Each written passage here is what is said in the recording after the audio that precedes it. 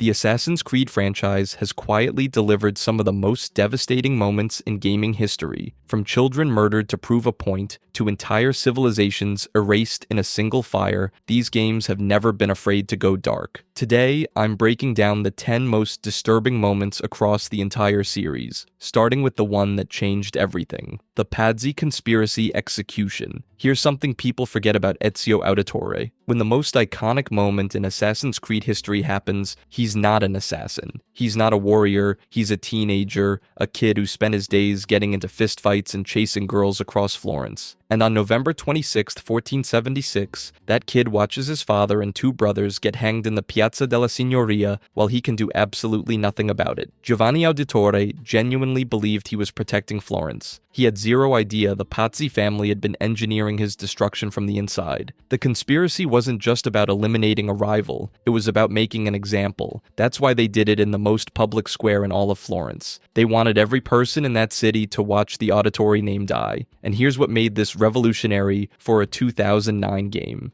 You cannot stop it. There's no hidden path, no secret button prompt, no last-second rescue. The game forces you to stand there and watch. That was genuinely radical. Games at the time were built around the idea that the player could always win if they played well enough. Assassin's Creed 2 looked you dead in the eye and said no. Sometimes you lose everything, and the only thing left is what you do afterward. What people don't talk about enough is how this single execution carries the emotional weight of 3 entire games. Ezio's arc from Assassin's Creed 2 through Brotherhood and into Revelations is one long answer to the question this moment asks: what do you become after something like this? He starts as a boy driven by vengeance and slowly, painfully over decades, transforms into someone who understands that justice and revenge are not the same thing. Every lesson Ezio learns traces directly back to standing in that piazza watching his family die. The Pazzi conspiracy didn't just launch Ezio's story, it invented the emotional formula every Assassin's Creed game has tried to replicate since. Personal loss as the engine for transformation, grief as the price of entry into the Brotherhood. But if you think watching a hanging is the worst thing that happens to Ezio, wait until Cesare Borgia decides to erase 17 years of rebuilding in a single night. The fall of Monteriggioni. Here's what makes this one hit different from almost every other tragedy in the franchise. You built this. Assassin's Creed 2 gives you Monteriggioni as a crumbling, half-abandoned Tuscan town. The walls are falling apart, the shops are empty, and the whole place feels like it's one strong breeze away from collapsing entirely. Then, over dozens of hours of real-world gameplay, you personally transform it into something worth caring about. You upgrade the buildings, you renovate the shops, you invest in the defenses, you watch the population grow and the streets fill with people who were there because of decisions you made. Monteriggioni becomes yours in a way that very few game locations ever do. And then Cesare Borgia shows up and erases all of it in about 10 minutes. The assault at the start of Brotherhood is designed to feel hopeless from the very first cannon shot. You're running across rooftops trying to coordinate a defense,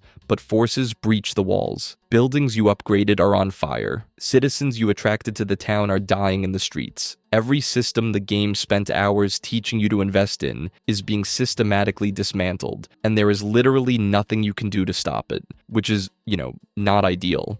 But here's where it gets really dark. Monteriggioni wasn't just a gameplay hub. It was Ezio's proof that he could be more than a man defined by revenge. His family was publicly executed when he was a teenager, and he spent years hunting down every person responsible. Monteriggioni was the answer to the question of what comes after vengeance: stability, community, purpose, and Cesare reduced it to rubble before breakfast. The genius of this moment is the contrast in pacing. The rebuilding took hours. Patient, gradual, satisfying hours. The destruction takes minutes. That asymmetry is the entire emotional payload. You spend an entire game carefully constructing something meaningful, and the sequel opens by teaching you that none of it was safe. What Ezio feels in that moment isn't the teenage confusion of losing his family. It's something worse. It's the mature, fully conscious realization that no sanctuary is permanent, that powerful enemies can undo decades of progress overnight, and that building something beautiful in a world this violent is basically painting a target on it. He's back to zero, standing in the ashes of everything he worked for, older and more tired than the last time the world took everything from him, but at least Ezio survived the fall of his home. Not everyone in the franchise gets that luxury, especially not the people standing beside you when the walls come down. Yusuf Tazim's final stand. The title of this section is a lie. There is no final stand. That's the entire point. Yusuf Tazim is one of the few genuinely good things that happens to Ezio in Assassin's Creed Revelations. By the time Ezio arrives in Constantinople, he's old, tired, and spent decades watching people he cares about die for a war that never ends. Yusuf changes that. He's the leader of the Ottoman Brotherhood, and from the moment he meets Ezio, he treats him not like a legend, but like a friend. Ezio teaches Yusuf the old techniques. Yusuf teaches Ezio how to survive in a city that doesn't belong to him. It's one of the warmest relationships in the entire franchise, which is exactly why Ubisoft destroys it. Yusuf doesn't get a heroic death scene. He doesn't go down swinging against impossible odds. The Templars capture him, and by the time Ezio arrives, Yusuf's body is already hanging from the gallows. No dramatic last words, no final exchange between friends, just a corpse swaying in the wind, left there as a message. The Templars didn't kill Yusuf because he was a threat. They killed him because they wanted the Brotherhood to see what happens when you resist. The cruelty is the point. This isn't a death designed to make Yusuf look brave. It's designed to make the Templars look powerful and the assassins look helpless. A public execution displayed like a trophy. Ezio, the greatest assassin who ever lived, couldn't do a single thing about it. He was too late. He's always too late. But the real weight isn't just grief. It's what it does to Ezio afterward. He's been fighting the Assassin-Templar War for over 30 years, and every single person he's loved has been taken from him by it. His father, his brothers, his home, and now the one friend who made Constantinople feel like something other than a battlefield. The war doesn't care how skilled you are. It just takes. This is the moment that begins closing the book on Ezio's saga entirely. After Yusuf, Ezio stops being a warrior and starts becoming a philosopher. The man who once chased vengeance across Italy now asks whether any of it was worth the cost. The answer, based on a lifetime of watching good people die for a conflict that predates human civilization, is not encouraging. Yusuf was younger, talented, and genuinely dedicated to the cause, and the cause got him killed anyway. Not in some grand battle for the fate of the world, but strung up like a warning sign on a fence post, which is,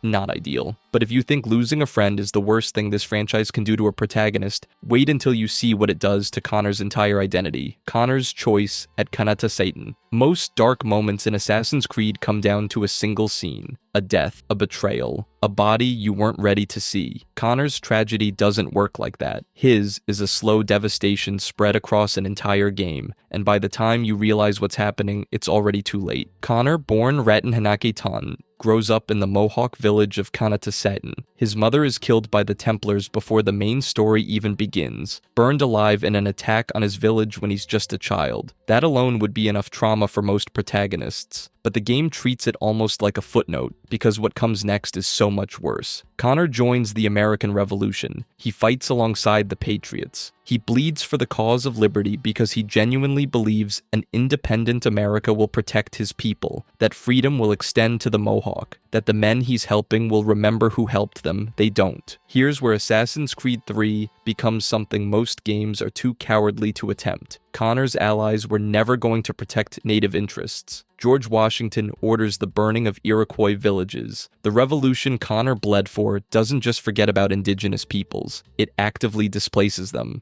The new nation he helped build starts dismantling his community the moment the ink dries, and the game gives you zero way to fix it. There's no hidden ending where Connor saves Kanata Satan, no secret mission where you convince the founding fathers to honor their debts. Fighting for American independence directly harms his own people, and no amount of Templar killing resolves that. You can assassinate every target on your list and still lose everything that matters. That's what makes this the franchise's most morally sophisticated moment. There's no villain behind it, no Templar grandmaster pulling strings. The threat is systemic, an entire nation's founding ideology treating indigenous lives as acceptable collateral. Connor can't stab Manifest Destiny in the throat no matter how sharp his tomahawk is. The final hours are genuinely uncomfortable. Connor returns to Kanata Satan to find it empty. His people have left. The land he fought to protect has been sold. He stands in the ruins of his childhood, and the game just lets you sit in it. No dramatic score, no revenge sequence. Just a man realizing that every sacrifice he made was absorbed by a machine that was never built to include him. The game deliberately withholds catharsis because history withheld it too. Most players walked away calling Connor boring or emotionless. But that flatness isn't bad writing. It's the numbness of someone who's been betrayed so completely, so structurally, that anger doesn't even make sense anymore. Who do you scream at when the problem is everything? But if Connor's tragedy is defined by a wound that never closes, the next entry is defined by one that opens quietly in a prison cell with no enemy left to blame. The death of Mary, Red. Edward Kenway can kill 100 soldiers before breakfast. He can board a man-o'-war in a hurricane and walk away from explosions like they're a mild inconvenience, but he cannot cure a fever. And that single fact is what makes this one of the most devastating moments in the entire franchise. Mary Read spent most of Black Flag disguised as a man within Edward's pirate crew,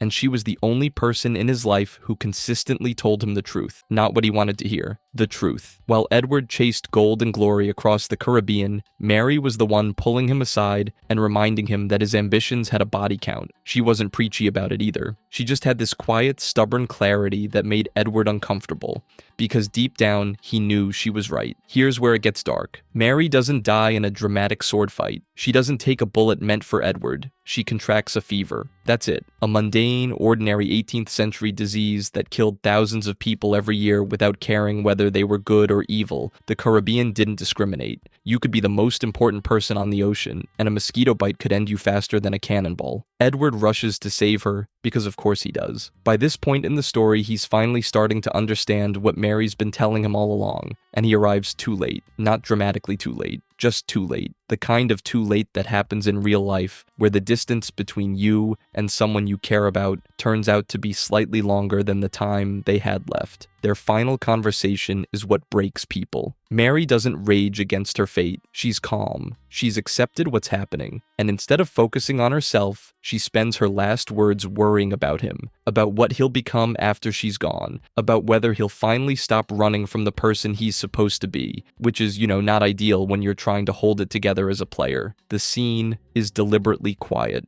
No swelling orchestra trying to squeeze tears out of you. No slow motion. Just two people in a room, one of them dying, the other one powerless to stop it.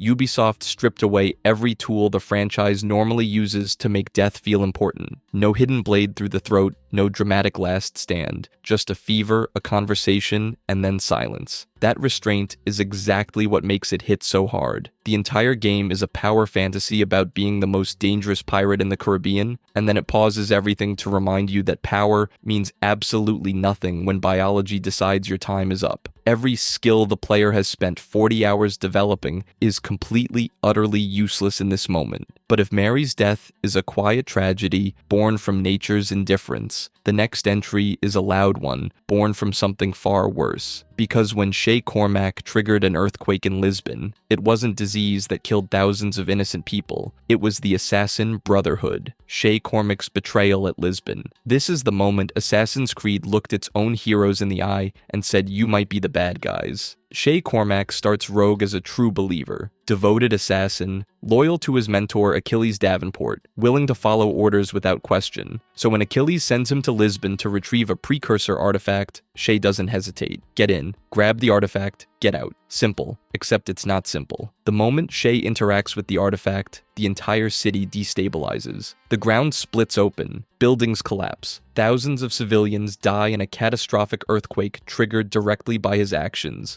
by the mission the Brotherhood sent him on. Shay stands in the rubble watching families crushed under stone and dust, knowing that his order caused this. And here's where it gets dark. Shay goes back to the Brotherhood expecting accountability, expecting grief, expecting his mentors to say we made a terrible mistake. Instead, Achilles and the rest of the assassins essentially shrug. The artifact was important. The mission was necessary. Thousands of dead civilians. Acceptable losses for the greater good. That's the betrayal. Not a knife in the back. Not a personal vendetta.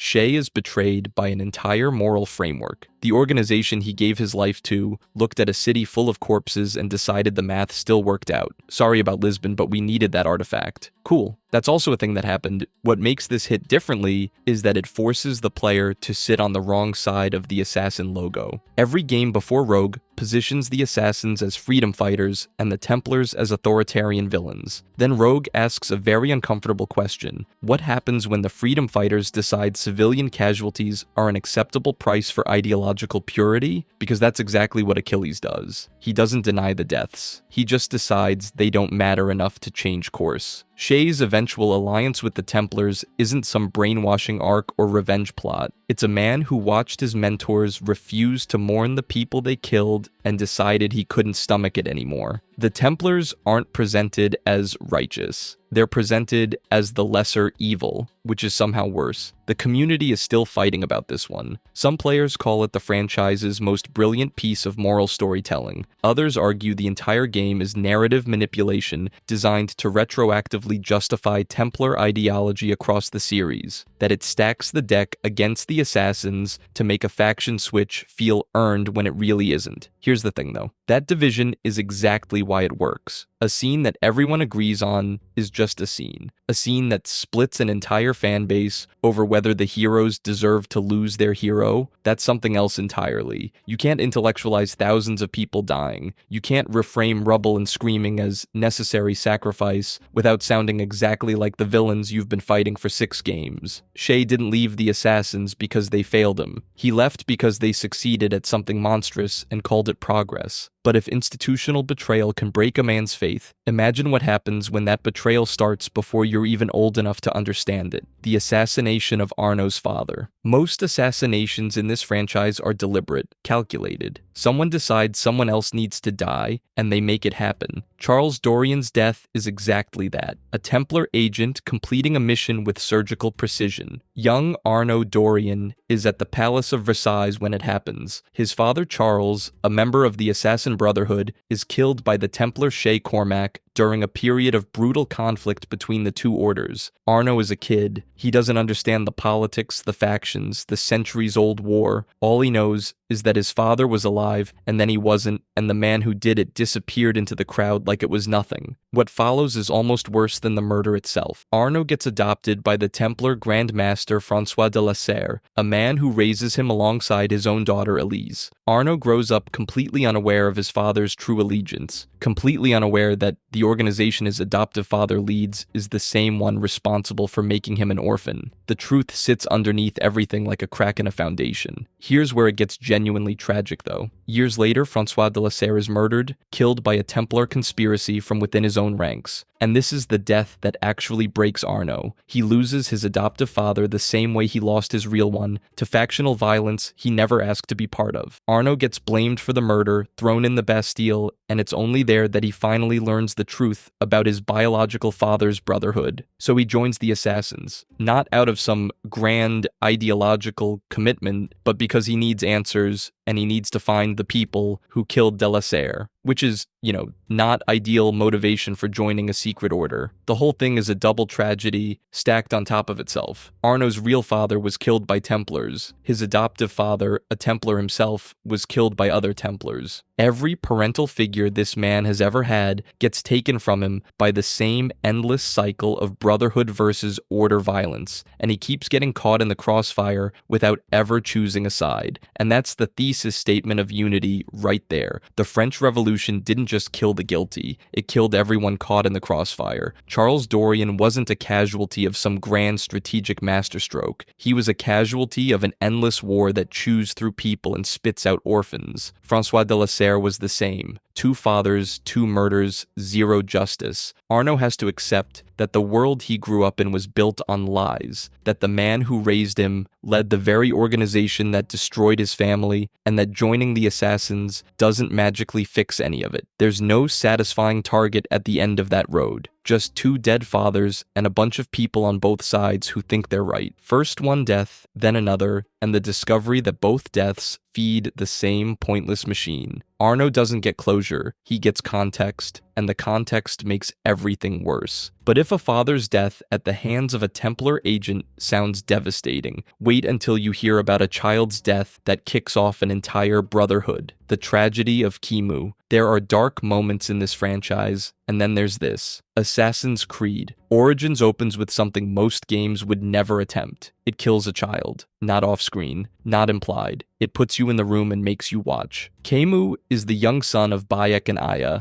and the game spends just enough time establishing their relationship for you to understand exactly what's about to be ripped away. Kemu isn't a plot device. He's a person, a small one, sure, but the game treats him with enough care that when the moment comes, it doesn't feel like narrative manipulation. It feels like watching something terrible happen to someone who didn't deserve it. Here's how it goes down. Bayek is captured by the Order of the Ancients, a proto-Templar organization operating in Ptolemaic Egypt. They want him to open a vault beneath the Temple of Amun. Kemu is there because Bayek brought him along. During the struggle, Bayek's own hand is forced onto a blade, and Kemu is stabbed. He dies in his father's arms. The senselessness is the point. Kemu wasn't targeted. He wasn't a threat. He was just there. No grand sacrifice, no heroic last words. Just a boy who trusted his father, caught in something he couldn't possibly understand. But here's where Origins does something most revenge stories are too cowardly to do. It doesn't let Bayek off the hook. Bayek brought Kemu to that temple. He put his son in proximity to danger, and the game never fully absolves him of that decision. The grief is enormous, obviously, but underneath it is guilt, a quiet, corrosive awareness that he played a role in his own son's death. The game doesn't hammer this with dramatic monologues. It just lets it sit there, poisoning everything Bayek does afterward. Every kill is filtered through the question of whether he's seeking justice or trying to outrun the fact that he failed the one person he was supposed to protect. And then the franchise drops the real weight on you. Kemu's death doesn't just fuel a revenge quest. It becomes the emotional foundation for the entire Assassin Brotherhood. Bayek's grief, his rage, his need to ensure no organization ever wields that kind of unchecked power again, all of it feeds directly into the founding of the Hidden Ones. The brotherhood that Altair and Ezio and every other assassin inherits is born from this moment, from a father holding his dead son in a dark room beneath a temple. Think about that. The most iconic secret organization in gaming history exists because a man couldn't save his child, and not just couldn't, partially caused it. The Brotherhood isn't founded on noble philosophy or enlightened idealism. It's founded on grief, on guilt, on the kind of moral corruption that happens when vengeance becomes your entire identity and you dress it up as a creed. Origins earns its title right here, because this is the origin, not of a faction logo, but of a wound so deep it shaped centuries of conflict. No other moment in the franchise carries this specific weight. It's not just dark, it's the kind of dark that makes you question whether the thing you've been rooting for across 12 games was ever clean to begin with. And if you think the franchise learned its lesson about putting children in harm's way, wait until we get to Athens. Poibes,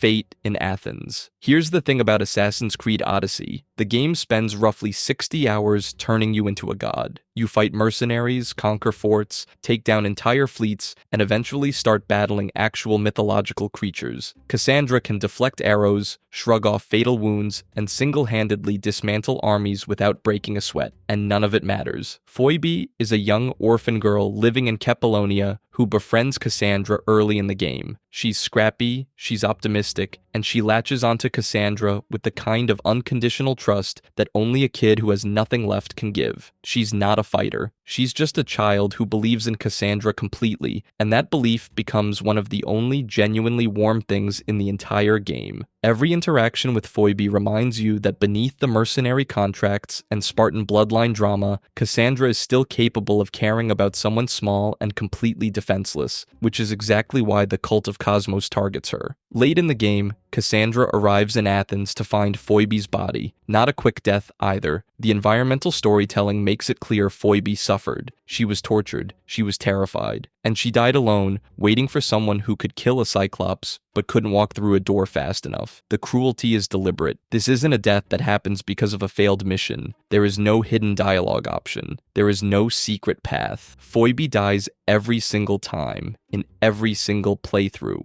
Regardless of what the player does, you cannot save her. period. And that's what makes it devastating. Odyssey is a game built entirely around player choice. You choose dialogue options, you choose who lives and who dies, you choose which ending you get. The game hands you agency like a gift, and then at the exact moment it matters most, takes it away completely. You have been told for dozens of hours that your choices matter. Turns out no, not this one. The timing is surgical. Phoebe's death doesn't happen in the opening act where it could be dismissed as setup motivation. It happens deep into the endgame, after you fully internalize the power fantasy. You genuinely believe you can handle anything the game throws at you. Then it kills a child you care about and says, "Handle that." What follows is a finale that technically counts as a victory. Cassandra defeats the cult. She saves Greece, more or less. But the triumph feels hollow. The person who made the fight worth fighting is gone. Cassandra can stand over the bodies of every cult member in the game, and Phoebe is still dead. The power fantasy doesn't just crack, it collapses entirely, replaced by the quiet realization that being the strongest person in the room means absolutely nothing when the people you love are in a different room. Some players call it manipulative, a cheap emotional beat deployed to manufacture sadness. Others argue that's exactly the point. Lost doesn't care about narrative satisfaction. Phoebe's death isn't designed to feel fair. It's designed to feel like failure, even when you did everything right. But if the death of one girl can break a demigod, wait until you see what the destruction of an entire civilization's knowledge does to a father who's already lost everything. The burning of the Great Library. Every moment we've covered so far destroyed a person, a child, a friend, a father, a mentor. But this one is different. This one doesn't destroy a person. It destroys an idea. The idea that knowledge should be preserved, shared, and built upon by everyone who comes after. The Great Library of Alexandria didn't die in a single dramatic fire. That's the part that makes it worse. It was destroyed gradually over centuries, chipped away by successive waves of conflict, political neglect, and deliberate acts of destruction. Julius Caesar's siege in 48 BCE burned a significant portion of its holdings. Subsequent conflicts eroded what remained. No single villain walked in and torched the place in one dramatic evening. It was a slow, grinding death, which is somehow more painful than a single blaze. This wasn't a military target. There were no weapons inside, no soldiers, just scrolls. Thousands and thousands of scrolls containing mathematics, philosophy, astronomy, medicine,